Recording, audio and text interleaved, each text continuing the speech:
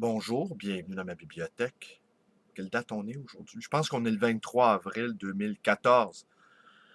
Mon nom est Bruno Lalonde. Alors, mon ami Jérôme m'a envoyé en messagerie privée un message. En fait, il me posait la question si j'avais eu des pères de substituts ou des pères spirituels. Ah, des pères spirituels, ma bibliothèque en est pleine. En fait, je pourrais vous dire ici que c'est une sorte d'incubateur de pères spirituels.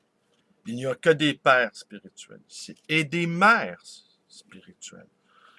On en fait moins mention parce que nous ne sommes pas encore entrés dans cet âge d'or où nous aurons des mères spirituelles. Ça va être long. Ça va être long parce que, comme le dit Rimbaud, la femme va découvrir des choses merveilleuses et nous, à sa suite, enfin, on va également découvrir des choses merveilleuses. Alors donc, oui, Jérôme, pas de père. Je vais vous raconter une petite anecdote en espérant cette fois-ci ne pas trop faire de name dropping. Je sais que c'est fatigant. Mais bon, comme je suis rendu à un âge où je vous confie tout, ou presque, eh bien, ils vont pas se priver. Il y a plusieurs années, Henri Tranquille et moi avions un ami commun. Et cet ami-là s'était mis en tête de faire d'Henri Tranquille mon père spirituel, précisément. Alors, il avait envoyé une longue tartine tranquille, lui expliquant les raisons pour lesquelles je devrais être son fils spirituel.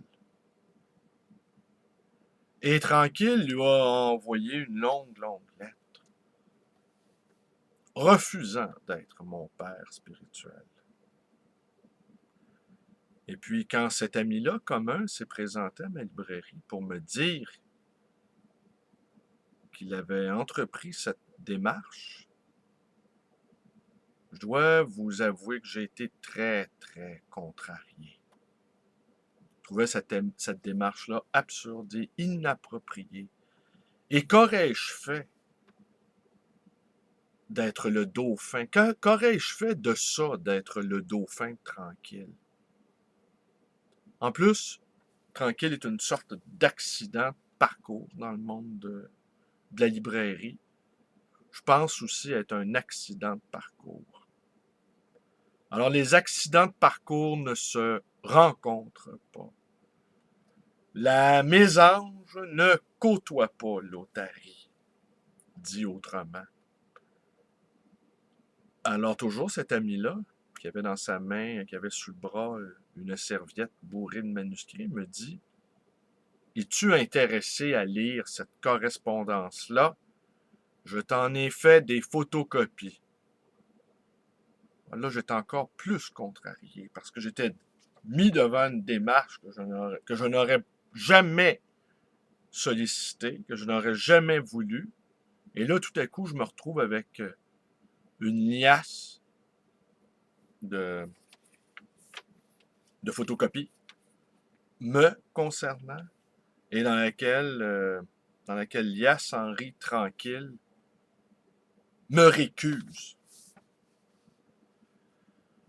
Je dois avouer que les deux Lascars s'étaient donné beaucoup de mal pour pondre ces deux tartines-là. Ça doit bien faire une bonne dizaine de pages en tout et partout.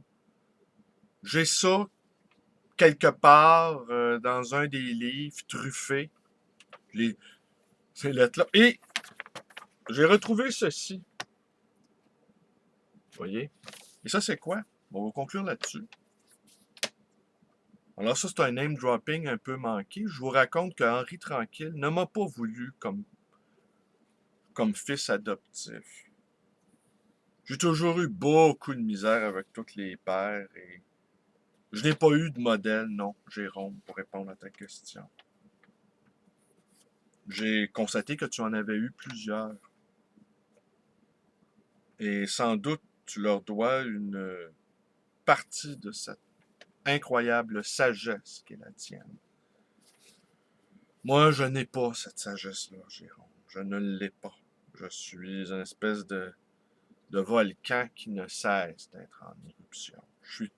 Un autre de mes amis dit que j'ai un pétard dans le cul. C'est vrai que je suis toujours pompé. Ouais, alors voilà, je vais vous raconter une autre histoire de père-fils manqué aussi. On va rester dans la lignée des pères manquants et fils manqués. C'est Henri Tranquille. Oui, Henri Tranquille avait l'habitude, tenez, je vous montre ça à l'écran, ça c'est des photocopies, avait l'habitude de d'envoyer des lettres circulaires à ses amis. Il m'en avait envoyé quelques-unes, mais il a dû se lasser, je n'y répondais pas. Car je dois ici confesser que je trouvais que Tranquille perdait beaucoup de temps à lire des livres qu'il n'aimait pas. Moi, je suis pas capable de faire ça, à moins qu'on me paye. Bon, je réitère mon invitation. Si vous avez envie que je mette à mal un livre ou un auteur, ben écoutez, envoyez-moi en messagerie privée un petit mot avec le contrat. Et à ma librairie, j'accepte Visa et Mastercard. Alors, lire pour souffrir, c'est bien au-delà de mes forces. Je ne le ferai pas, jamais gratuitement. Ça ne m'intéresse pas. J'ai pas de réputation de critique à établir, moi. Alors voilà. Alors, que dit Tranquille le jeudi 5 janvier 1989? Et il envoie ça à... Non, c'est tiré de son agenda, en fait. Les deux sont tirés de son agenda.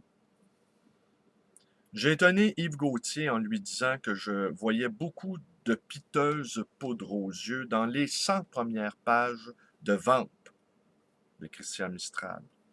Gauthier ne discerne pas des réserves, mais un enthousiasme total dans les éloges de Réginald Martel. C'est, selon moi, que Christian Mistral, dont André Vanas a fabriqué pour son livre Un mythe, a trop le vent dans les voiles. Au point qu'avant de l'avoir lu, tous sont prêts à voir là du génie. Or, Martel exagère-t-il en accordant volontiers du style et du souffle? J'accepte le souffle, mais moins du style vraiment personnel, une réelle inspiration. Nous voyons mal ces personnages. Jusqu'à la page 100 du moins, Mistral est souvent nébuleux. Il palabre.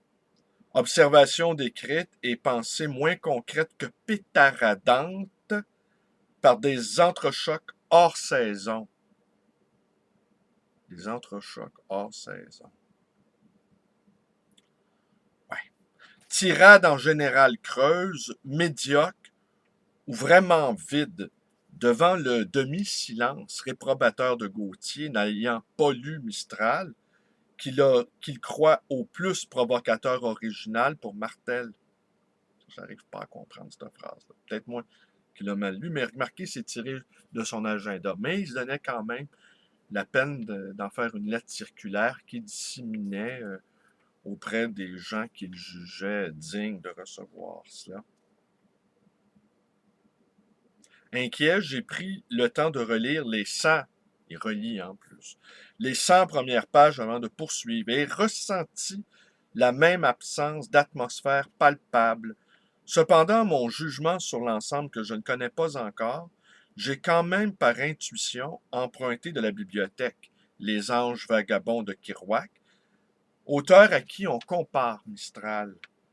Son ami Jean Barbe écrit même, à la manière de, ce qui est alarmant, à la manière certes, mais sans la vie trépidante et les pensées bouillonnantes à chaque page, au hasard, en feuilletant Les Anges vagabonds, j'y retrouve mon Kerouac toujours captivant, original et parfois bouleversant. Bon, ben écoutez, demain, je vous lis la suite. Hein? Je commence à avoir le sens du suspense, n'est-ce pas? C'est tout pour aujourd'hui. Je vous remercie d'être avec moi. Portez-vous bien. Oui, portez-vous bien. Portez-vous bien et portez-vous loin surtout. Abonnez-vous à ma chaîne, allez voir ma page, rendez-moi une visite à ma librairie d'occasion et d'anciens livres voyageurs. Et vous pouvez également me téléphoner dans le 514-736-0999. C'est à Montréal, dans la belle ville de Montréal. Portez-vous bien.